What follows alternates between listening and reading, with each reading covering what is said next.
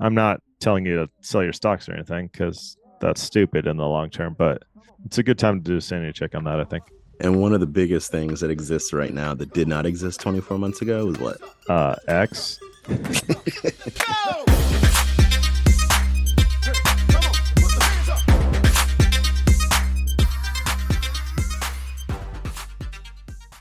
This podcast contains the arguably witty banter of two friends, Skippy and Doogles, that like to debate about investing. The content is intended to be entertaining and for informational purposes only, not investment advice. You should do your own research and consult a financial professional before using any of the information in this podcast, and especially before investing. Slim with the tilted brim. That's my name. Doogles, you have moved to Australia, which is great. Well, not moved, currently visiting. Yes.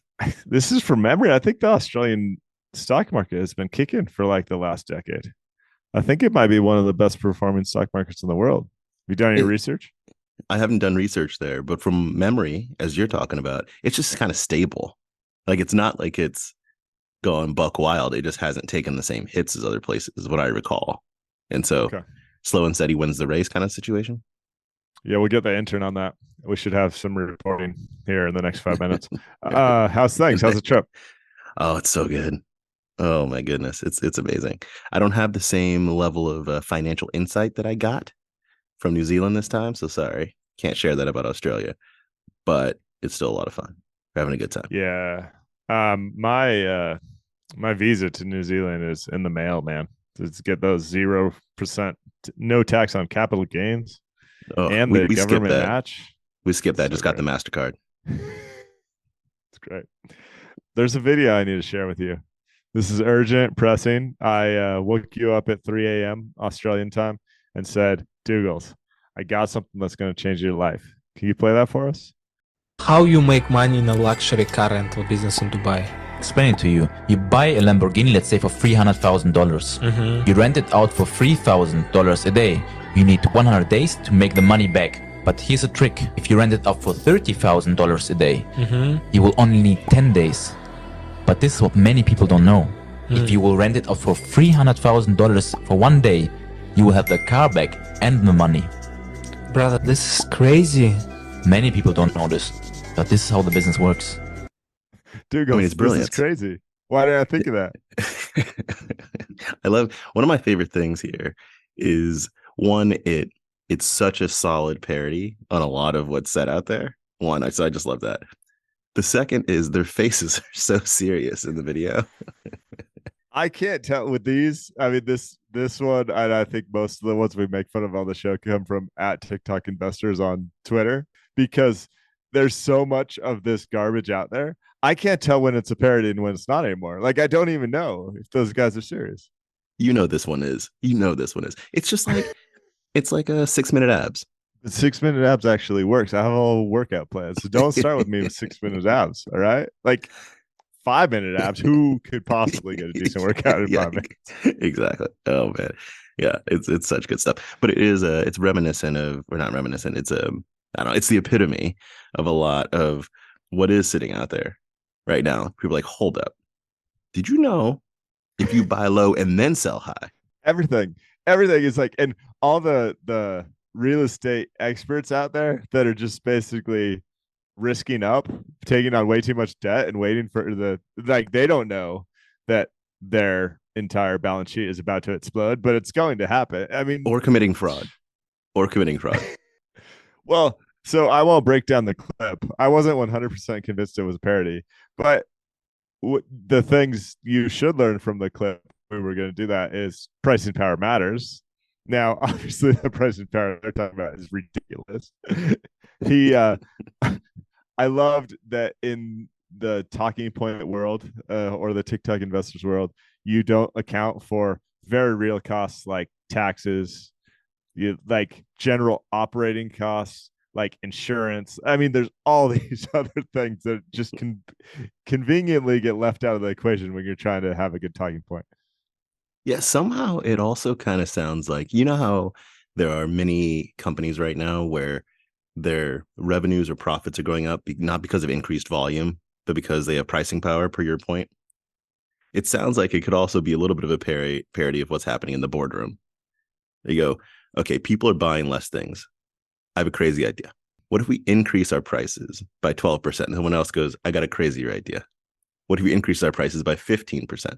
Right? It's rather like similar to, obviously the conversation isn't happening that way. Like it's a bit more sophisticated when it's happening at the Fortune 500s, but still, it's not all that different if you have the pricing power, per your point. Yeah, completely. And you have the pricing power until you don't. Like the straw that broke the camel's back, right? You can raise 10%, you can raise 15%, but at some point, people say, I'm done with this. At some point, if you sell hangers and you raise the prices too much, like clothes hangers, people start to like buy their own wire and fashion their own clothes hangers because it's 10 times cheaper. I mean, people get creative out there when you screw them with prices. I always feel like when you say people, you're talking about yourself. And so I just got a little insight into your weekend plans. Right. And I'd be happy to fashion my own clothing hangers if I needed to. All right, we're gonna stay on the retail side of the house, talking about one of my favorite companies, Yellow. Now, Doogles, I know you don't do the good old fashioned American road trip much, but you have, right? You've seen these semi trucks driving all over the U.S. with the Yellow logo on them. That I have. 99-year-old company known for cut rate pricing. 12,000 trucks, around 30,000 employees. They're going bust. They're going to bust as early as next week. The real hard-hitting information that we bring you on this show that no one else is going to bring you is why they're going bust. Do you know why they're going bankrupt, Douglas? I assume they have less cash than they have liabilities. Incorrect. The logo has an orange background, and the name of the company is Yellow. And they've deserved this for 99 years. Terrible logo design. I don't know how they're still in business. And it's just finally came home to roost, man. It's over. Who designed the stupid logo that's orange on the back? I mean, I'm colorblind, and this is the stupidest logo I've ever seen. So why is that happening now? Why in 2023 has this become an issue? I don't know, but it's just like it was destined to happen when you design a logo like that. It was destined to end in bankruptcy. That's all I have to say on the matter. It's like Kermit the Frog singing "It Ain't Easy Being Blue," and then finally, Kermit the Frog is going bankrupt. There's lots to this story. I find it fascinating when a 100-year-old company effectively goes bust and it's not official yet.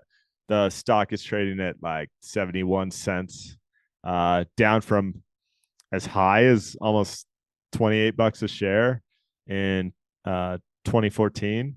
They haven't been able to consistently turn a profit, but I think a lot of folks out there are trying to turn this into a story about logistics in America. And it may be. I don't know that space very well, but I do find it fascinating with something that's really about to celebrate their 100-year anniversary is going to go bust. They also have backing from the U.S. government. So I think the government's going to take a hit here because they own some of the debt as part of a prior rescue to try and keep basically the U.S. semi system functioning properly.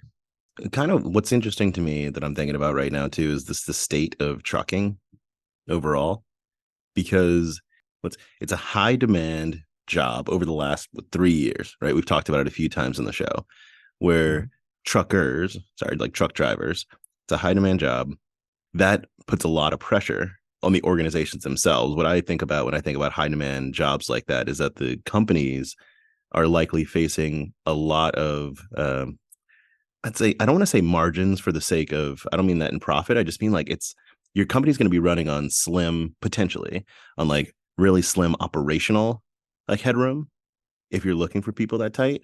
And so you have to be running a pretty solid ship. And it likely also means that there's going to be high consolidation in order to get economies of scale, right? To bring truckers together or maybe a lot of companies just kind of going bust. And so it makes sense in a number of ways, given where the trucking industry, at least at a macro level, is sitting right now. I didn't read the piece, so I don't know, what they're highlighting in there, but that seems to make sense to me. Well, no, it's just fascinating because there's very real business pressures and risk here, right? So who do you carry freight for? It's the folks like Walmart and Amazon. But who doesn't want that commodity risk to be in their 10K, or at least to mitigate that risk of saying we're dependent on someone like Yellow to move all our goods from the ports in LA to the warehouses. So they've built out systems, and they're going to price incredibly aggressively. I think it's just a really tough space. It probably always has been. In the last 10 years, Yellow, the company, has lost, in the last 11 years, they've lost money in 8 of those 11 years. And they've lost as much as $350 million, back in 2011. As part of the COVID rescue, this was what I was referring to earlier. The federal government actually loaned Yellow $700 million, which probably delayed the bankruptcy. I think the bankruptcy would have happened sooner. And now, as of last month, a congressional report concluded that loan was probably technically illegal because it was almost supporting an independent. I mean, it's just a mess all the way around. I think I wanted to mention it mostly to get my joke in, but also because the ramifications of this to, I'll call it like the commerce movement industry in America, which we're also relying on with how much stuff gets delivered in the mail. I'm really interested to watch the ramifications here. These trucks are obviously needed. They might not be needed in the next 3 months or the next 6 months, but like over the next decade, these 12,000 trucks that are going to be put out of commission are going to be needed. And I don't know if that turns into basically all the drivers at Yellow driving for other services, in some cases with the same semi truck, or if Yellow gets a rebirth. I'm just going to watch it. I mean, I would imagine that there are some, is in organization or some organizations, the industry as a whole is about to get a little bit of a boost. You put 12,000, you said 12,000 trucks.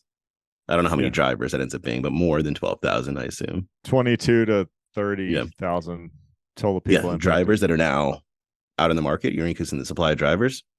That's likely good for other places. Yeah. All right, I'm going to reach into the fishbowl. Stay on the topic of failure, but from a different perspective. As always, Morgan Housel puts out good stuff. There's a Collab Fund post called Everything is Cyclical that I'm going to summarize it as to, in order to appease you, a reversion to the mean in many different. You're done the truck driver. Fist bumps over here. This is when I saw the headline, I said, Morgan meant to write reversion to the mean, and it's ode to me. Like, this is basically just saying Skippy knows what he's talking about. I love this. I'm going to read the one sentence from this, which I love. First, everything is cyclical. And the thing that's easy to miss about cyclicality is that it doesn't require any outside force to push it in the other direction. That, as it says here, that's the easy thing to miss. What this is saying is that when something gets to the point where it's going to maybe not fail, but I'll say fail here, it's going to turn around, right? It's going to have downward pressure. Oftentimes, folks will say, well, what's going to be the straw that breaks the camel's back? And sometimes it's just the straws that already exist. Like, there isn't anything new that has to come in. It's just when something gets to a certain point, it's going to turn around. In this post, Morgan Housel has several examples of this with different contexts. One is that he starts with is this landslide that happened in Annapurna 4 up in the Himalayas. So apparently geologists have said that about 800 years ago, there was this huge, massive landslide on Annapurna. Annapurna went from being top 5 tallest mountain in the world to now it's a big hill. I mean, it's bigger than that, but it's no longer like a world ranked mountain. And it just happened because the thing got too big. It got too big for its own weight. And so it started to fall. And that's it. That's an important point. Now, you can obviously, when you say, wait, there was nothing that came from the outside, like there was no science, what it means is that there wasn't any particular like new occurrence. It was just nature continuing to be nature. We bring this up, or I bring this up, I should say, sometimes when talking about why stock market crashes happen, right? And in my view, it's the same old thing happening at the wrong time of fragility is what happens. It's not a new thing that ends up happening. It's companies go bankrupt all the time. and its company's going bankrupt. Interest rates get risen a bunch. It's just interest rates getting risen, right? These are things, I know that's not a word, but I just like making up words, as you all know. That's the kind of thing where when folks go like, why did the 2000 stock market crash happen? Why did 2008 happen? You go, well, it's nothing that was brand spanking new. It was just that the macro environment made it such that it was time for cyclicality to come on. They also bring up how World War I led to World War II because the victories, a big victory on one side leads others to be angry, resentful, jealous. It brings up how this happens in companies where past success, you talk about how success leads to competition, right? It also leads to bureaucracy. Anyway, it goes through all these different examples of cyclicality. And I think it's a really solid piece here. Yeah, I love it. The example that relates to Annapurna 4 is the simple one is a sandcastle, right? Yeah. It's so natural when you're building the sandcastles. You want to go higher and higher and more elaborate. But any 5-year-old knows that thing's coming down, and it's coming down pretty quickly. I don't have much to add here other than I love mean reversion. My investing philosophy is built on it, so I'm a sucker for this. I'm biased. Well, then I'll drop two other things from here that I think are important points to. One is Drake. There's a Drake quote. Okay, Morgan Housel has now quoted Drake, so the world has reached its pinnacle. I think multiple times. He also quotes Kanye a lot. It could be. So this is talking about how for individuals, there's also cyclicality. And because when someone becomes successful, other people become jealous, right? Envious, etc. The quote from Drake is, people like you more when you are working towards something, not when you have it. Mm-hmm. Love that. And one thing, to go back, we recently talked about Tay-Tay, right? Taylor Swift. Yeah. I believe that Taylor Swift has the personality and capability to always appeal to folks from the place of I'm still building something. Although Taylor Swift has like taken over the world effectively, when you look at how she acts and talks, like her persona is not a guru. It's like, I'm still one of the people. We're building this together. You're part of this. I don't know. Do you agree or no? You were there live, so you tell me what it was like. I mean, I might have to push back a little bit on that. She does have a song about how she built or purchased a Rockefeller mansion. Kind of. Maybe I just know too much about her wealth to consider her like a woman of the people. I'm sure she tries to portray that, Doogles, but I think the first $1 billion tour ever. She's not a woman of the people. No, I think we all know that she's not. I just mean the way. Anyway, you know more about Tay-Tay. All right. Second thing I'll bring up here. He mentions that in order to maintain stability in this cyclical nature, there's passive and there's active stability. And some things are passively stable. He brings up rocks as the example, like it's just there, right? And so it'll evolve over time. And then he says things like marriages are active stability, where you need to, and companies would be very similar. People by themselves would be similar, where in order to maintain stability, you have to adjust and be dynamic according to how the environment or your partner, whatever, is also there. And so there's compromises, right, that you have to have in a marriage, etc. So I think that's a pretty cool way to think about it, is looking at both active and passive stability and knowing which of those in your current context or in the context of what you're trying to be stable is necessary. Love it. Morgan's always great. Yeah. All right. What's next for you? My fishbowl, I'm pulling out something we've talked about a bunch. It's the average car payment for new cars. And we'll put this graph on the Substack.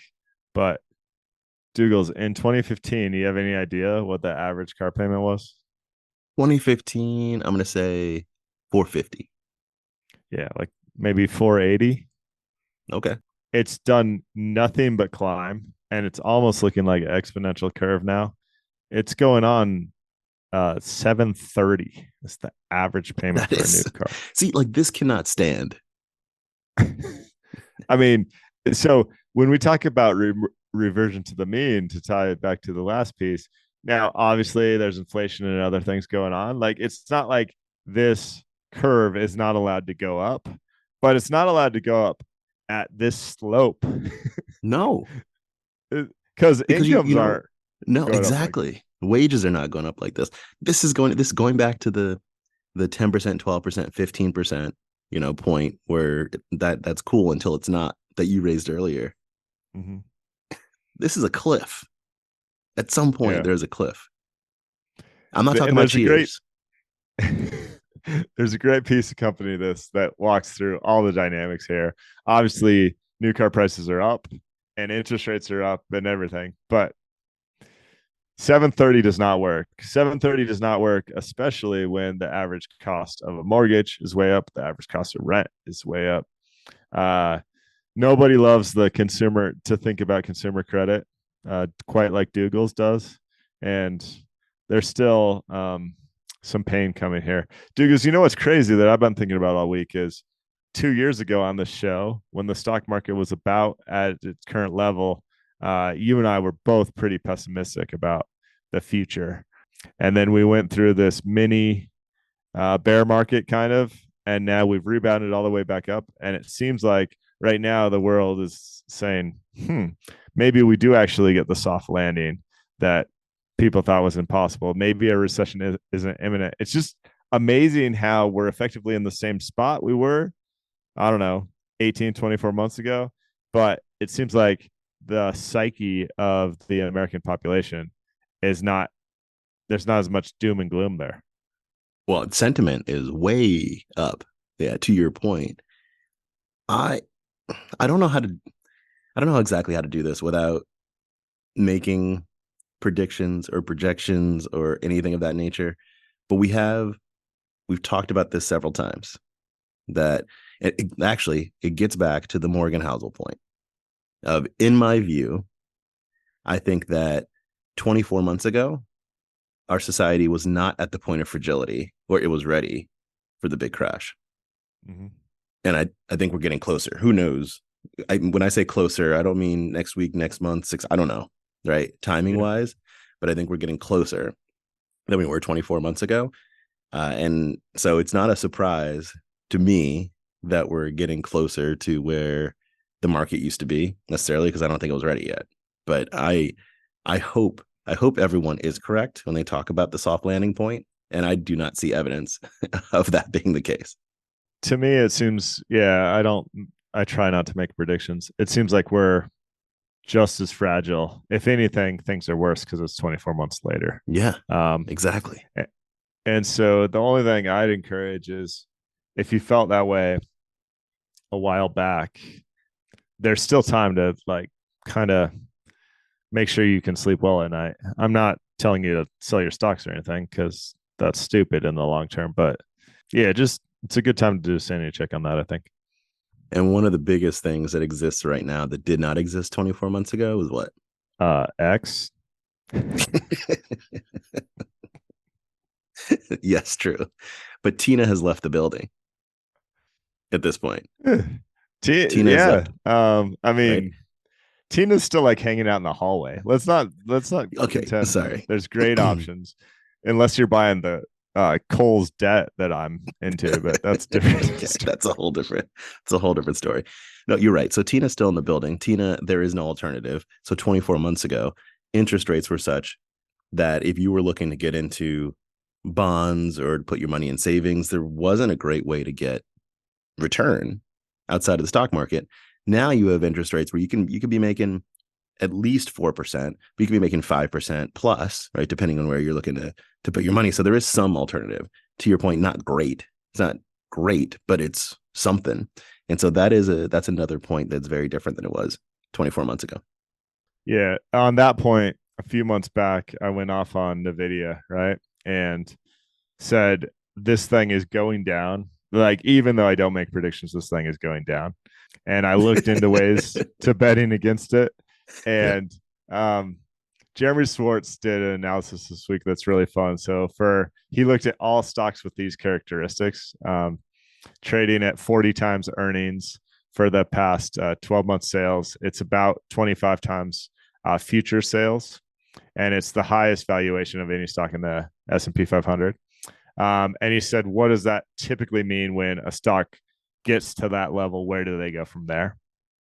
And only 20% beat the market in the next 12 months. So that means you have an 80% chance of Nvidia underperforming the stock market in the next 12 months. I would actually think it's higher than that, but that's what the data says. The median stock loss for the next 12 months is 36%. I loved your response here, Doogles, because you're like, if it gets cut 36%, like Nvidia is still in great shape. I mean, it's still a high flyer if it comes down 36%. Yeah, seriously. And then over the next 3, 5, and 10 years, more than 90% of these stocks fall significantly. I just wanted to tie up a loose end there because I think this is a nice little analysis that put some numbers behind my talking points previously. Well, I want to keep a loose end going, just not that loose end. All right, I'm going to reach into the fishbowl and talk about Japan. I've been bringing up Japan for a couple of years now. Longer time listeners will know I've had interest in Japan for the past couple of years from an investment standpoint. Finally dipped my toe in a little bit last fall. But I find the story of Japan to be quite interesting from a number of dimensions. But there was this recent op-ed by Paul Krugman, the economist, in the New York Times that was discussing the rise and fall of Japan a bit. And one of the points that was brought up that just reminded me of this piece is that in the early 90s was when some of, at least in the US, it's probably more global, but some pop culture things began coming out about, maybe pop culture is the wrong, pop culture in my eyes. It was actually nerdy kind of stuff. Like Michael Crichton wrote a book called The Rising Sun, right? But it was in the early 90s. You started getting people discussing how Japan is going to be the next superpower or whatever it might be, or like, you know, and this is the point where Japan started to fall. And it just reminds me a lot of the conversation we were just having here is when people oftentimes fully jump in the bandwagon to that point is the point where it might be too late. We'll see what happens with NVIDIA there. But this piece I thought was interesting because it first brought up a story that we've discussed here on the pod a bunch around Japan, is how the banking crises, it was about debt, right? And Japan got out of control in the Japanese economy, got out of control. And then you had this massive rise into the late 80s, early 90s, and then a big bust. So that's like the story. We've discussed it at length here in the pod. What he brought up as well, which we've touched on, but isn't told in quite the same big way, is about demography. So the demographics of Japan. And this is true, actually, in I think basically all of the world except for Africa right now, as demographics are going in the wrong direction. But Southeast Asia. Okay, there you go. Demographics go. There you go.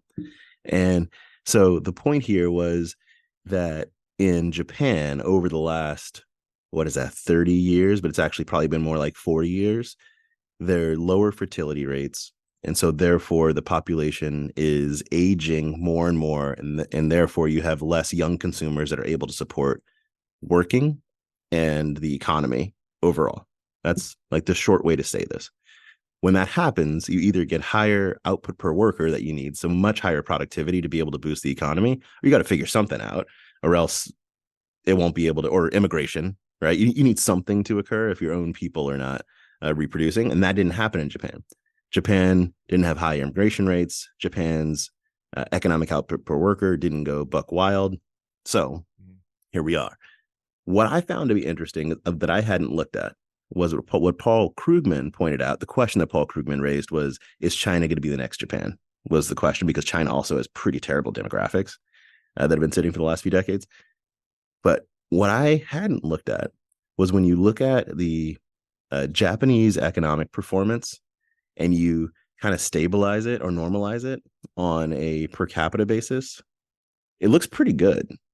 It's like the Japanese economy has fared well given its demographic situation. A few examples.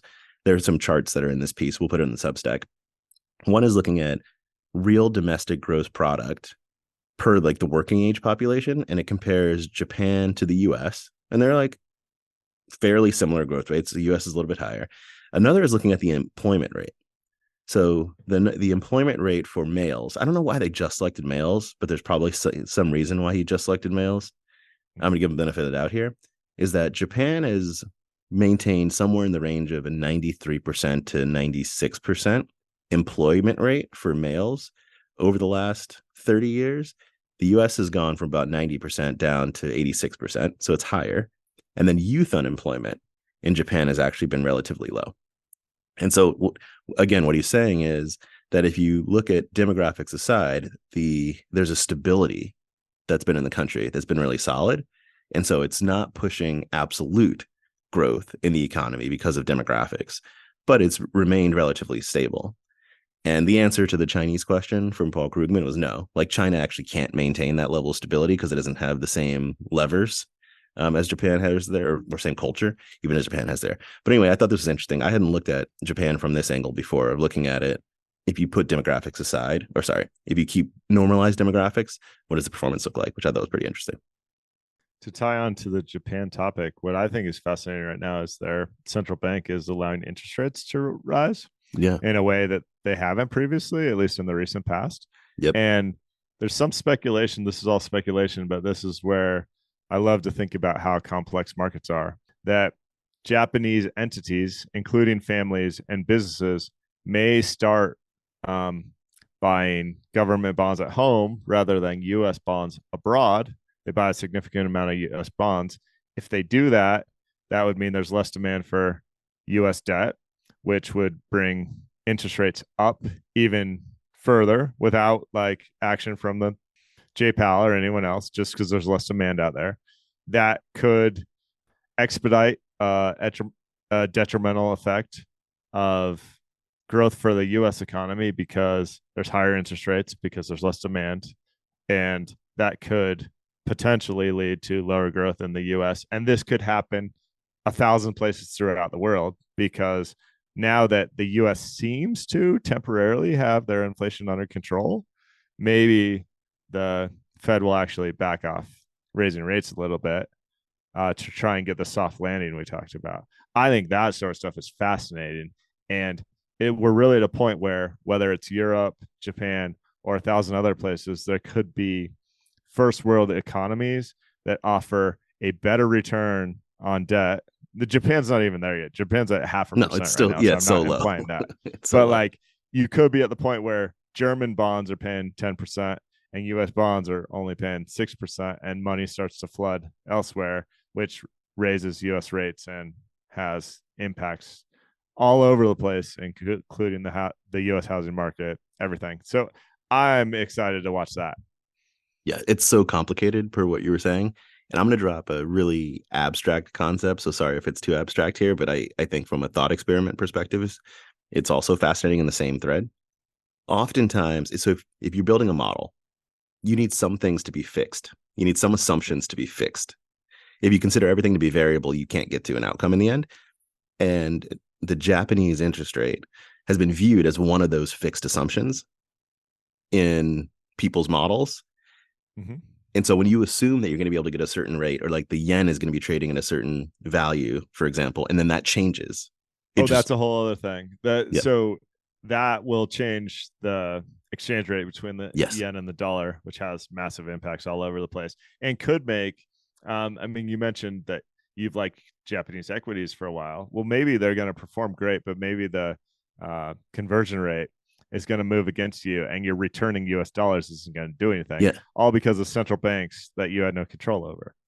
Yeah, that was the thing that in my head I was like, okay, so equity is going to do better, but trading equities domestically is what's going to make sense. And I don't know if you have noticed or not, but I am not a Japanese citizen.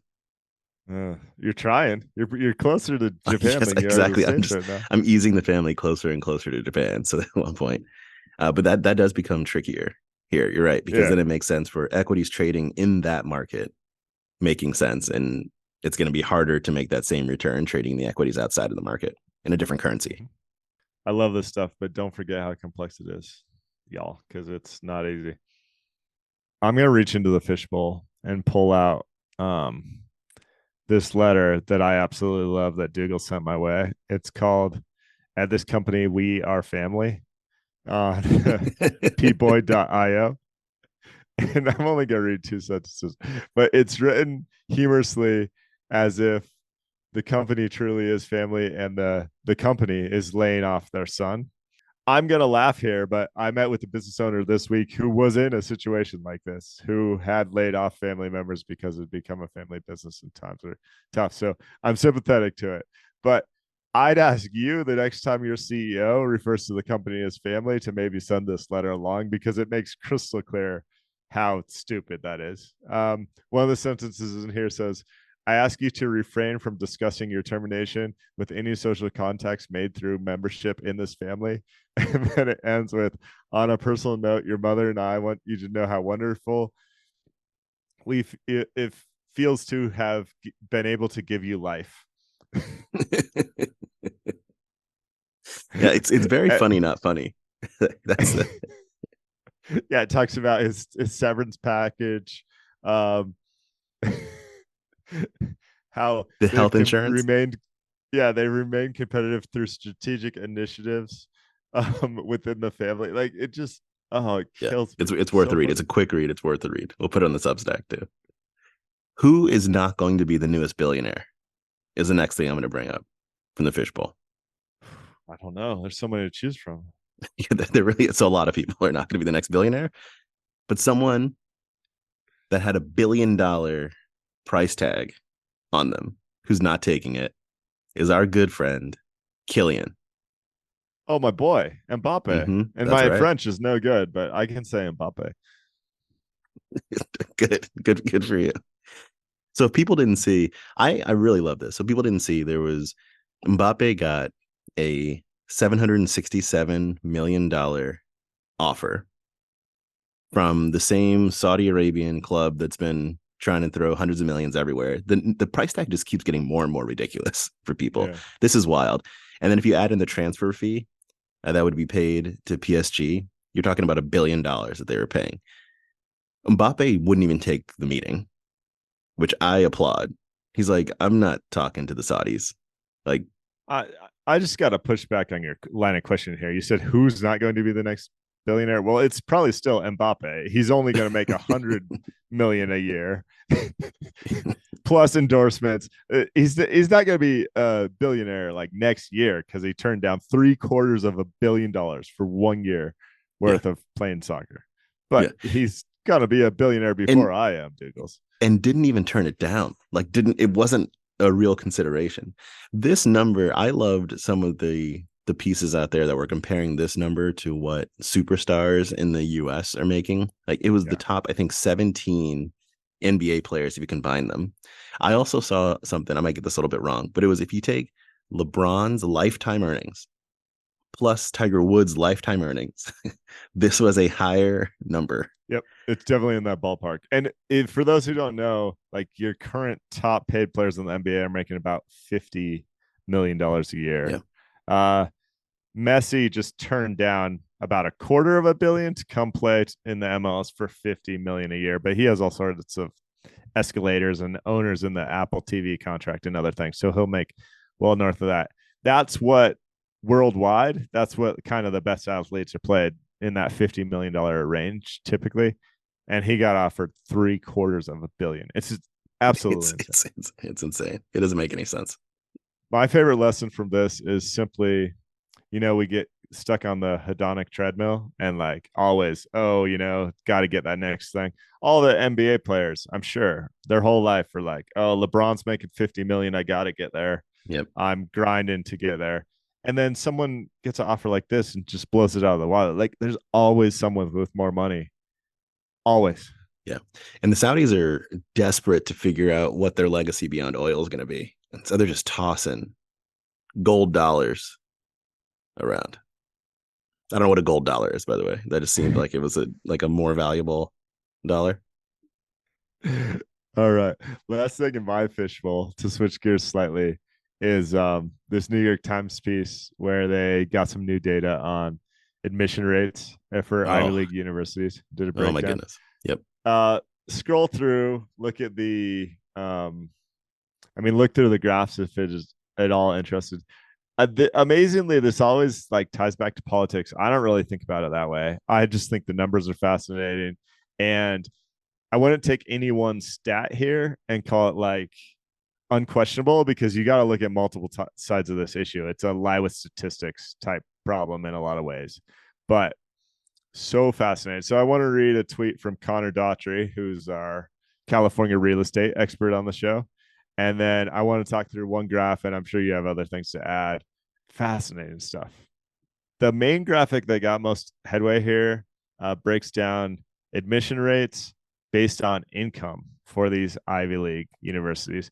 And for the most part, if your income is less than the 99th percentile, you're within, I'd say, a standard deviation of the average admission rate. Technically, if you're poorer than average, meaning your income is less than average, you have a slightly higher chance of being admitted with like the same SAT score and everything else normalized. If you're in this wealthy range of like top 10%, you have a lower chance of being admitted. And if you're in that 0.01% of wealth, Doogles, which I think means your family makes at least $600K a year, if not significantly more than that, you have a 2.2 times likelier chance of being admitted to an Ivy League university. It's an elite club. I think there was something that that Connor wrote. I can't remember what the line was, but it was around like, just look at this for what it is. And if you look at Harvard for being an institution that's out to educate the public of the US, this is outrageous. You're looking if at you it look wrong. at if you look at this as an elite club that is really, it needs to be out to increase its endowment and to make sure that its name remains in high prestige. This makes perfect sense. So here's his exact tweet, and there's a reason I like it so much. Elite colleges are like elite handbags, a particular kind of product sold to a particular kind of customer as a powerful signaling advice. It doesn't seem as outrageous once you see it for what it is. I love the Stoughton Culture book by W. David Marks. He's been on the show. I think that's episode 90 something. I can find it for you guys if you can't find it. But this is what it is. It's an elite handbag. It's Drake buying the $300,000 purse for his future wife that he doesn't even have yet, simply to be like, I'm rich. There's a lot of, I went to Ivy League simply to say I'm rich. And so you put all the puzzle pieces together. Now, the reason this study came out and the reason this is a hot topic right now is because of the affirmative action ruling and because of all of these additional questions that are created out of, well, how do I actually get into this elite institution so I can wave my hand and say I'm rich? Like, those are reasonable questions. And there was one quote that came out on the affirmative action piece that was something like, elite universities are effectively affirmative action for rich people. Something like that. Yeah, I think I saw that one too. I don't know that I have a crazy takeaway here. I don't know that I'm outraged. I liked Connor's quote. I think this is fascinating, but it is what it is. I'd say dig into it if you're interested.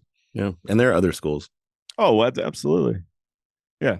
No, where Connor's quote like really rung true with me is not in the Ivy League. It's at USC, where all the rich Hollywood actors were basically paying $50K to get the kids into USC because they wanted to walk around LA and be like, oh, so-and-so is at USC right now. That was all they wanted. They didn't really care about the education. They just wanted to be able to say, exactly, my son or daughter is at USC because the club they're in, that really matters. And I swear they were an amazing polo player in high school. Oh, absolutely. Yeah. Remember how all those polo matches you went to? Oh, wait. That was actually made up. My daughter was an amazing tetherball superstar in high school. Please let them in. Oh, it's good. That's all I got. Awesome. All right, guys. Listener mail is skippydoogles@gmail.com. We haven't asked for reviews in a while. If you could give us a review on your favorite podcasting platform, hopefully a positive one, that would be great. Please share the show with a friend and hit skippydoogles.supercast.com for premium subscriptions to get the show early and get premium content. If that's of interest to you, that really helps support the show. Thank you. Thanks.